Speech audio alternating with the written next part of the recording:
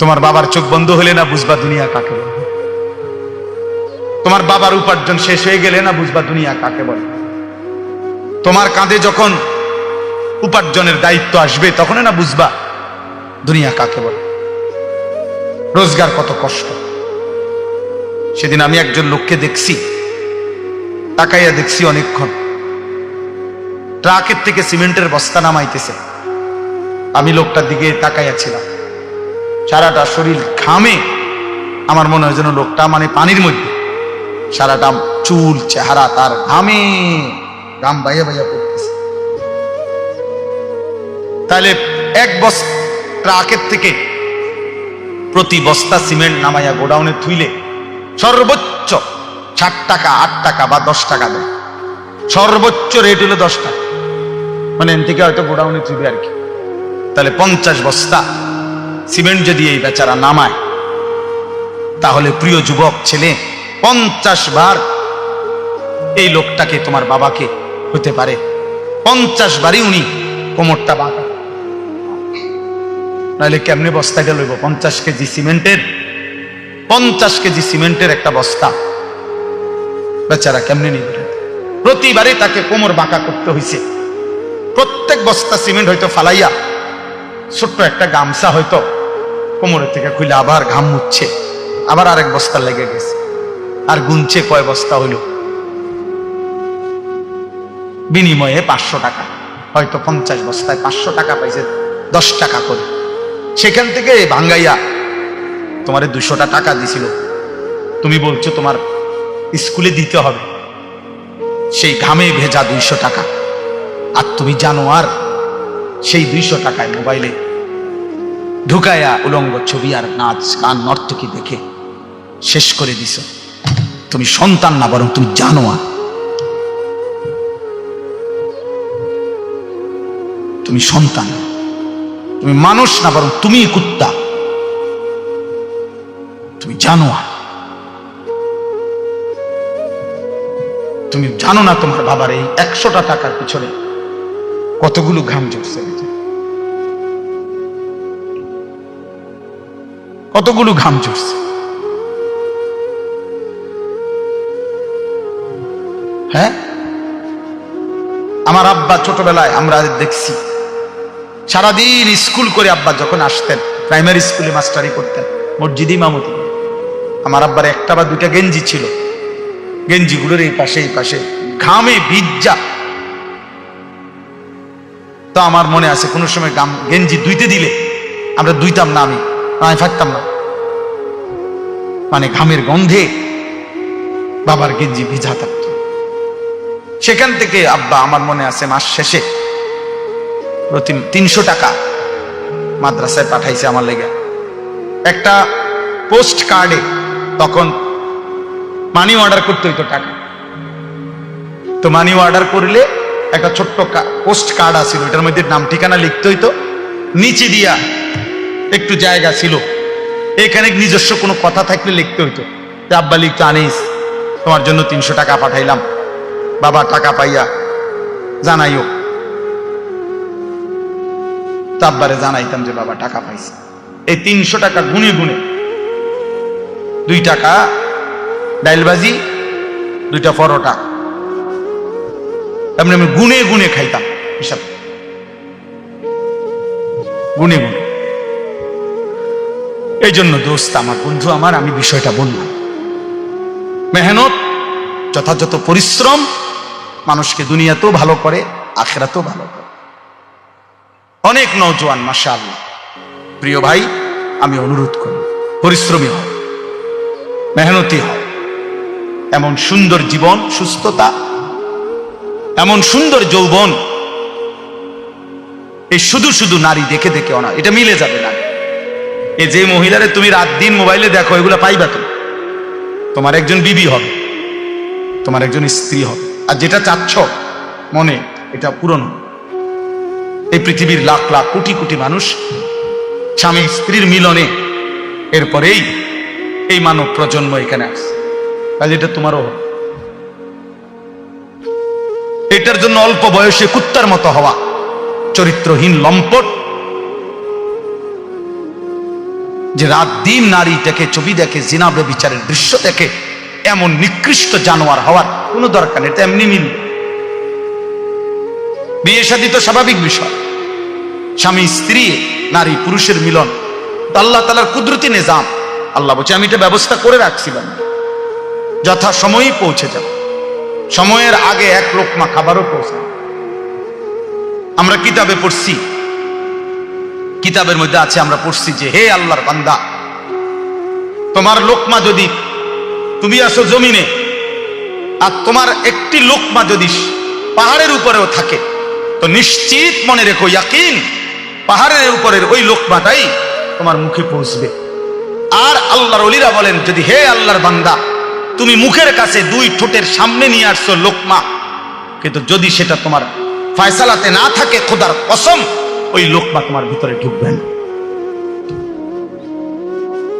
নওজোয়ান ভাই, তোমরা যারা এখানে ওইদিকে দাঁড়ায় আছো, দয়া করে পিছনে গিয়ে বসো, আর নাই তো চলে যাও। ভাইয়া দাঁড়ায় থাকুন, কারো যদি বসতে সমস্যা হয় দূরে চলে যাও, অন্য কোথাও চলে যাও, আর নাই তো এখানে বসো।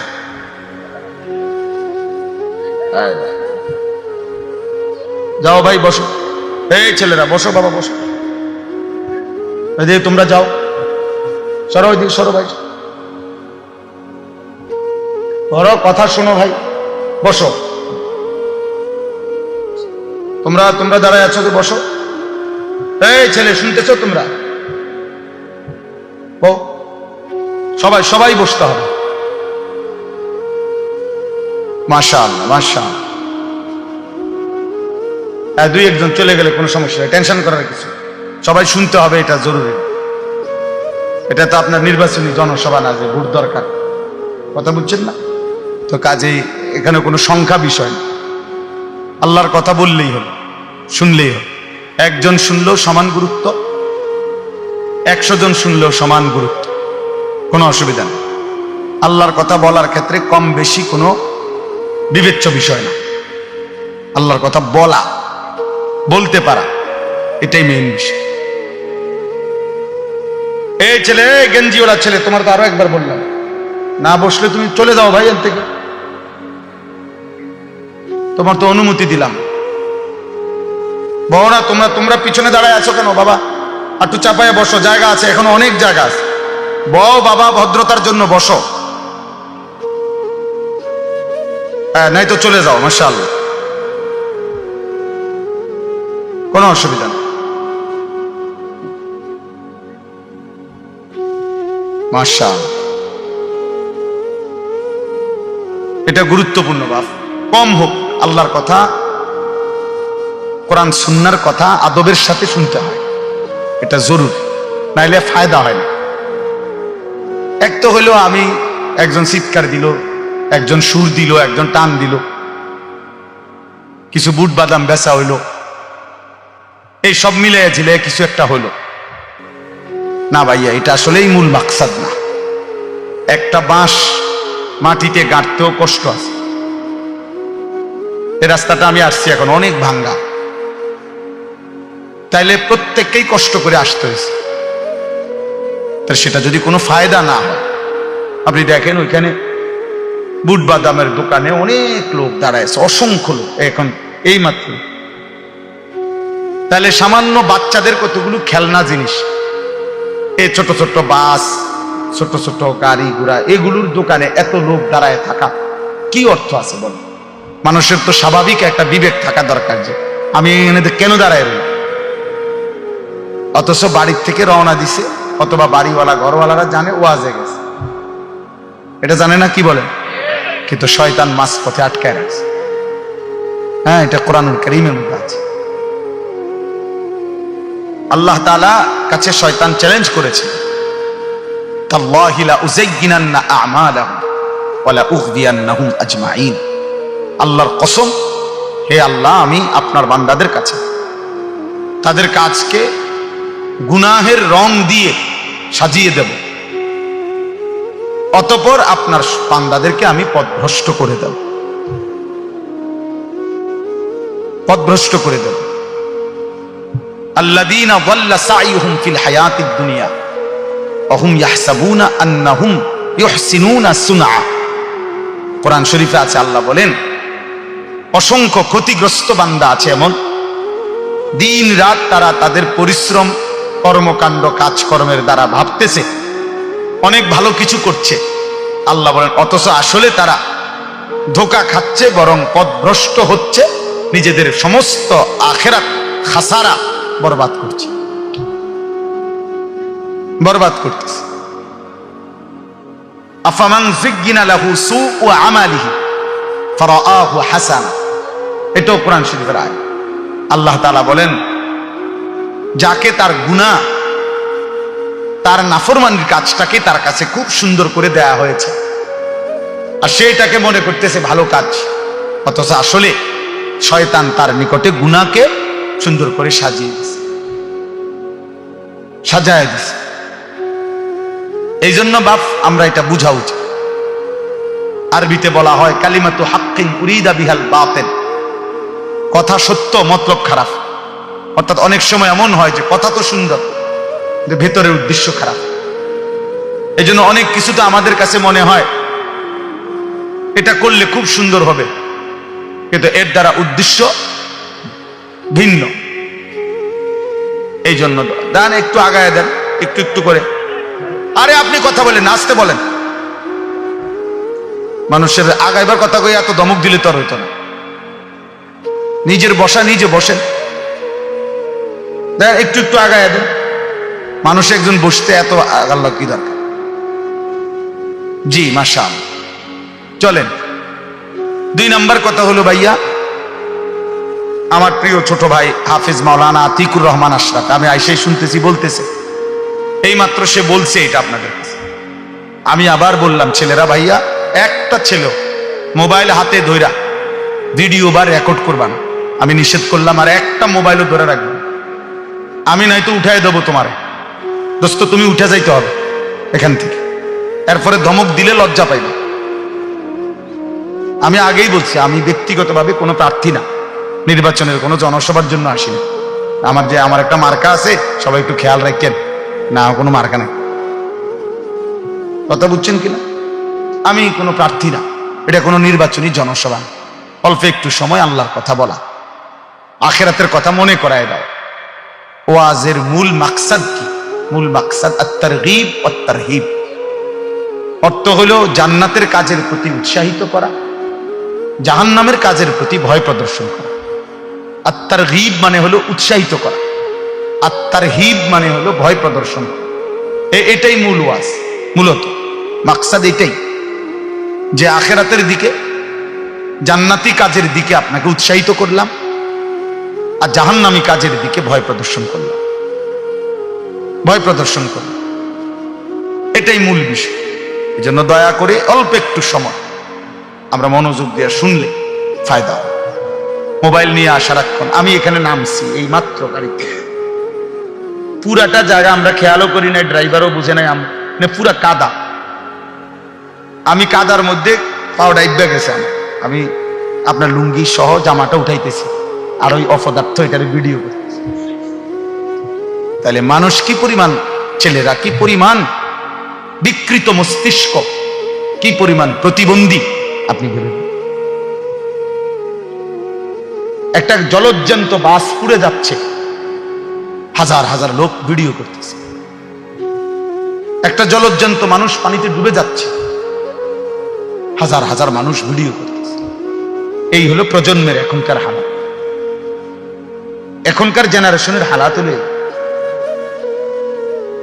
এই কয়েকদিন আগে নোয়াখালীতে অনেকেই শুনছেন, একজন প্রবাসী পরিবারের 7 জন একটা মাইক্রোজে পানি পড়ে গেছে, শুনছেন না, মারা গেছে। যে ওই লোকের একটা সাক্ষাৎকার দিছে, আমি নিজে শুনছি। বেচারা কানতে কানতে বলছে যে আমি মাইক্রোটা যখন পানি পড়ে গেছে, শত শত মানুষ আসছে পুকুরের পারে, আমি প্রত্যেকের কাছে কাকতি মিনতি করছি, অনুরোধ করছি, কেউ একটু নামলো না পানিতে, যে চেষ্টা করলো না। সকলেই শুধু মোবাইল দিয়ে ছবি। আল্লাহর কসম সে বলছে, সে আফসোস করছে। তা আমি একটা ছেলেকে বললাম এখন, যে আরে ভাই তুমি তো আগে আমার ধরো যে আমি কোনো পড়ে যাই কিনা বা কাদা, তুমি তো আগে এইটা সেভ করো না, তোমার আগে দরকার মুসাফা করতে, হুজুর আঞ্জা দিয়ে ধরে লিখতে। এটা দোস্ত নতুন জেনারেশন, তোমরা বুঝা উচিত ভাই, বুঝা উচিত। একটা মোবাইল যদি জীবনের সবকিছু হয়ে যায় 24 ঘন্টা, এই জীবন সামনে আগাবে না। আখেরাত তো পরের বিষয় ধরলাম, দুনিয়াও বেশি দিন টিকবে, দুনিয়াও বেশি দিন টিকবে। গাফলত কোনো মানুষকে, গাফেল মানুষ দুনিয়াতেও কোনো উন্নতি করতে পারে না, আখেরাতেও না।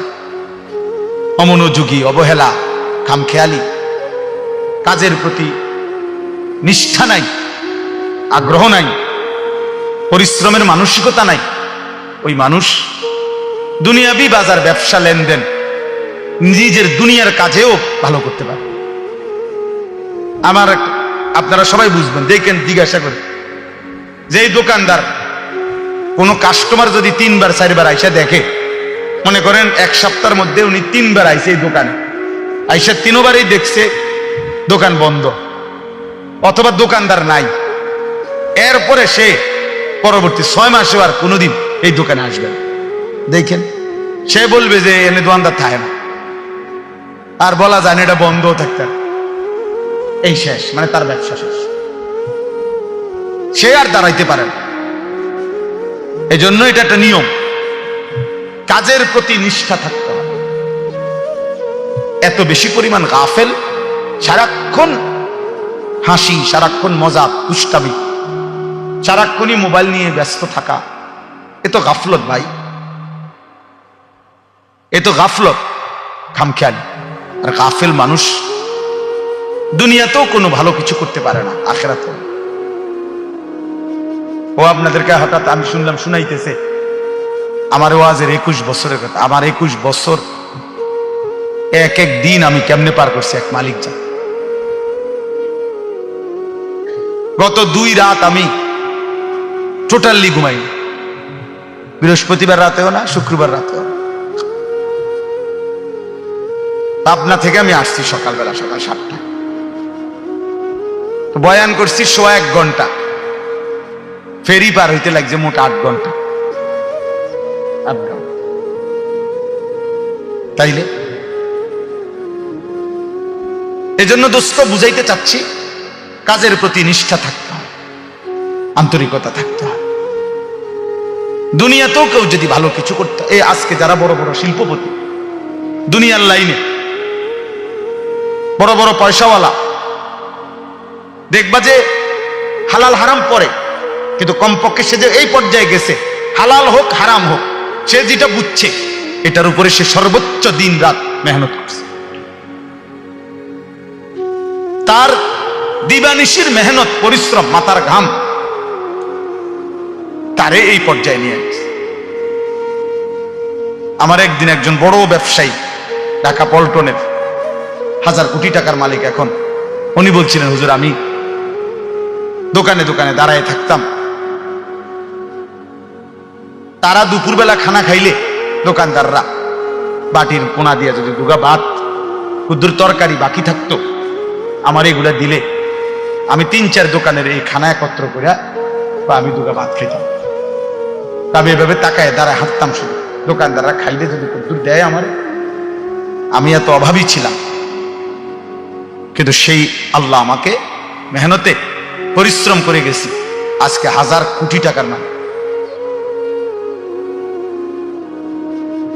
স্বাভাবিক একটা রেস্টুরেন্টে আছে ওনার 16 তালা। তাইলে দোস্ত দুনিয়া বললাম, দুনিয়া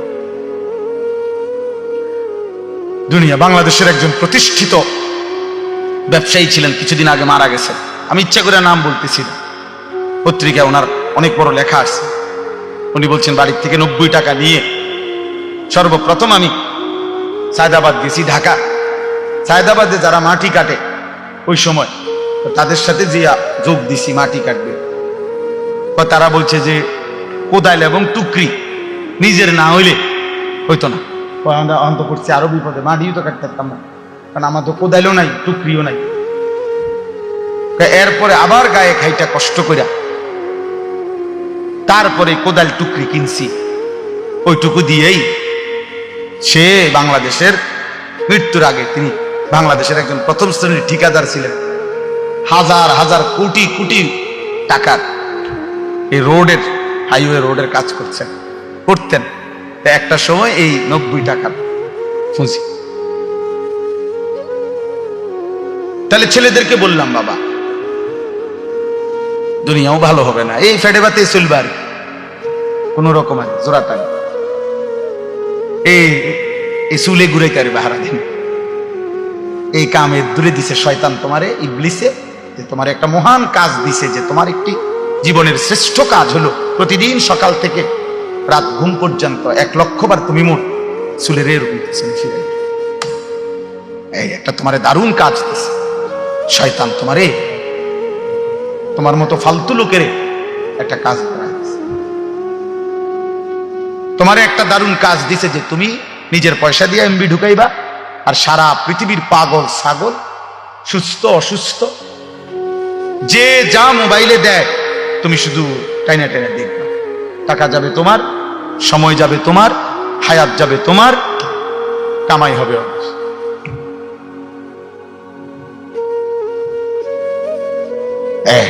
তোমারে বুদ্ধি দিয়ে দিচ্ছে যে যেমনে পারো টাকা ব্যবস্থা করবে তুমি বাপের টাকা চুরি করো, নয়তো মায়ের টাকা চুরি করো, নয়তো স্কুলের টিফিনের টাকা বাঁচায় রাখো, নয়তো যেভাবে পারো। নারী তোমাকে দেখতেই হবে, উলঙ্গ ছবি তোমাকে দেখতেই হবে, হারাম ছবি তোমাকে দেখতেই হবে, অসৎ বন্ধুদের আড্ডা দিতেই হবে, আড্ডা দিতেই হবে। আল্লাহ আমাদেরকে হেফাজত করেন। এজন্য আমি সবাইকে বললাম, গাফলত অনেক বড় অভিশাপ, মানে এই খামখেয়ালি আর অবহেলা, জীবনটাকে অনাদরে অবহেলায় নষ্ট করে দাও। বরং বুদ্ধিমান বিবেকবান ব্যক্তি পরিশ্রমী হয়। মানুষকে আল্লাহ তাআলা বলেছেন, লাকাদ খালাকনাল ইনসানা ফি কাবাদ। 3টা কসম করে আল্লাহ বলছে যে আমি মানুষের সৃষ্টির মধ্যে আমি আল্লাহ পরিশ্রম করার, মেহনত করার যোগ্যতা দিয়েই, মানসিকতা দিয়েই আমি সৃষ্টি করেছি। ফি কাবাদ অর্থ আমি আল্লাহ তাআলা মানুষকে মেহনত করার মানসিকতা, যোগ্যতা দিয়েই লাকাদ খালাকনাল ইনসানা, আমি মানুষকে সৃষ্টি করেছি। এজন্য সব ছেলেকে বললাম, এই ভূমিকা ছাড়াই কথা শেষ। কথার প্রসঙ্গে প্রথম কথা এটা বললাম, গাফেল না হওয়া ভাইয়া, দুনিয়াও না আখিরাত। ভালো উপার্জনের জন্য মেহনত করতে হবে, একটু সুখ, একটু সচ্ছলতা, ঘর বাড়ি চলাফেরা, পরিবারের একটু প্রশস্ততার জন্য মেহনতও চাই। আপনি ঘুমের থেকে উঠে জমিদারি করবেন, এ কয়দিন তাপালি, কয়দিন মোটরসাইকেল নিয়ে মাতবুরি, মোবাইল একটা নিয়ে মাতবুরি, কয়দিন ভাইয়া, কয়দিন? তোমার বাবার চোখ বন্ধ হলে না বুঝবা দুনিয়া কাকে বলে, তোমার বাবার উপার্জন শেষ হয়ে গেলে না বুঝবা দুনিয়া কাকে বলে, তোমার কাঁধে যখন উপার্জনের দায়িত্ব আসবে তখন না বুঝবা দুনিয়া কাকে বলে, রোজগার কত কষ্ট। সেদিন আমি একজন লোককে দেখছি, তাকাইয়া দেখছি অনেকক্ষণ, ট্রাকের থেকে সিমেন্টের বস্তা নামাইতেছে। আমি লোকটার দিকে তাকাইয়া ছিলাম, সারাটা শরীর ঘামে, আমার মনে হয় যেন লোকটা মানে পানির মধ্যে, সারাটা চুল চেহারা তার ঘামে, ঘাম বাইয়া বাইয়া পড়তেছে। তাহলে এক বস্তা ট্রাকের থেকে প্রতি বস্তা সিমেন্ট নামাইয়া গোডাউনে থুইলে সর্বোচ্চ 60 টাকা, 8 টাকা বা 10 টাকা দেয়। সর্বোচ্চ রেট হলো 10 টাকা, মানে এন থেকে হয়তো গোডাউনে থুইবে আর কি। তাহলে 50 বস্তা সিমেন্ট যদি এই বেচারা নামায়, তাহলে প্রিয় যুবক ছেলে, 50 বার এই লোকটাকে, তোমার বাবাকে হতে পারে 50 বারই উনি কোমরটা বাঁধা, নাহলে কেমনে বস্তাটা লইব? 50 কেজি সিমেন্টের, 50 কেজি সিমেন্টের একটা বস্তা বেচারা কেমনে নিবে? প্রতিবারই তাকে কোমর বাঁকা করতে হয়েছে। প্রত্যেক বস্তা সিমেন্ট হয়তো ফালাইয়া ছোট্ট একটা গামছা হয়তো কোমরের থেকে খুলে আবার ঘাম মুছছে, আবার আরেক বস্তা লেগে গেছে, আর গুনছে কয় বস্তা হইল। বিনিময়ে 500 টাকা, হয়তো 50 বস্তায় 500 টাকা পাইছে, 10 টাকা করে। সেখান থেকে ভাঙ্গাইয়া তোমারে 200টা টাকা দিছিল, তুমি বলছো তোমার স্কুলে দিতে হবে, সেই ঘামে ভেজা 200 টাকা। আর তুমি জানো আর সেই 200 টাকায় মোবাইলে ঢুকায়া উলঙ্গ ছবি আর নাচ গান নর্তকী দেখে শেষ করে দিছ। তুমি সন্তান না, বরং তুমি জানো আর, তুমি সন্তান, তুমি মানুষ না, বরং তুমি কুত্তা, তুমি জানো আর। তুমি জানো না তোমার বাবার এই 100টা টাকার পিছনে কতগুলো ঘাম ঝরছে, কতগুলো ঘাম ঝরছে। হ্যাঁ, আমার আব্বা ছোটবেলায় আমরা দেখছি সারাদিন স্কুল করে আব্বা যখন আসতেন, প্রাইমারি স্কুলে মাস্টারি করতেন, মসজিদে ইমামতি। আমার আব্বার একটা বা দুইটা গেঞ্জি ছিল, গেঞ্জিগুলোর এই পাশে এই পাশে ঘামে ভিজা। তো আমার মনে আছে কোনো সময় গেঞ্জি ধুইতে দিলে আমরা ধুইতাম না, আমি ফাটতাম না, মানে ঘামের গন্ধে বাবার গেঞ্জি ভিজা থাকত। সেখান থেকে আব্বা আমার মনে আছে মাস শেষে প্রতি 300 টাকা মাদ্রাসায় পাঠাইছে আমার লেগে। একটা পোস্ট কার্ডে তখন মানি অর্ডার করতে হইতো টাকা, তো মানি অর্ডার করলে একটা ছোট্ট পোস্ট কার্ড আছিল, এটার মধ্যে নাম ঠিকানা লিখতে হইতো, নিচে দিয়া একটু জায়গা ছিল, এখানে নিজস্ব কোনো কথা থাকলে লিখতে হইতো। আব্বা লিখতো, আনিস তোমার জন্য 300 টাকা পাঠাইলাম, বাবা টাকা পাইয়া জানাইও। আব্বারে জানাইতাম যে বাবা টাকা পাইছে। এই 300 টাকা গুনে গুনে 2 টাকা ডাইলবাজি, 2টা পরোটা, এমনি আমি গুনে গুনে খাইতাম, হিসাব গুনে গুনে। এই জন্য দোস্ত আমার, বন্ধু আমার, আমি বিষয়টা বললাম, মেহনত, যথাযথ পরিশ্রম মানুষকে দুনিয়াতেও ভালো করে, আখিরাতেও ভালো করে। অনেক নওজোয়ান মাশাআল্লাহ, প্রিয় ভাই, আমি অনুরোধ করি পরিশ্রমী হও, মেহনতি হও। এমন সুন্দর জীবন, সুস্থতা, এমন সুন্দর যৌবন, এই শুধু শুধু নারী দেখে দেখে না, এটা মিলে যাবে না। এই যে মহিলারে তুমি রাত দিন মোবাইলে দেখো, এগুলা পাইবা তুমি, তোমার একজন বিবি হবে, তোমার একজন স্ত্রী হবে। আর যেটা চাচ্ছ মনে, এটা পূরণ হবে। এই পৃথিবীর লাখ লাখ কোটি কোটি মানুষ স্বামী স্ত্রীর মিলনে এরপরেই এই মানব প্রজন্ম এখানে আসছে, কাজ এটা তোমারও হবে। এটার জন্য অল্প বয়সে কুত্তার মতো হওয়া, চরিত্রহীন লম্পট, যে রাত দিন নারী দেখে, ছবি দেখে, জিনা ব্যভিচারের দৃশ্য দেখে, এমন নিকৃষ্ট জানোয়ার হওয়ার কোনো দরকার নেই। এটা এমনি মিলবে। বিয়ে শাদী তো স্বাভাবিক বিষয়, স্বামী স্ত্রী, নারী পুরুষের মিলন, আল্লাহ তাআলার কুদরতি নিজাম। আল্লাহ বলছে আমি এটা ব্যবস্থা করে রাখছি, যথা সময়ই পৌঁছে যাও, সময়ের আগে এক লোকমা খাবারও পৌঁছে। আমরা কিতাবে পড়ছি, কিতাবের মধ্যে আছে, আমরা পড়ছি যে হে আল্লাহর বান্দা, তোমার লোকমা যদি, তুমি আসো জমিনে, আর তোমার একটি লোকমা যদি পাহাড়ের উপরেও থাকে, তো নিশ্চিত মনে রেখো, ইয়াকিন, পাহাড়ের উপরের ওই লোকমাটাই তোমার মুখে পৌঁছবে।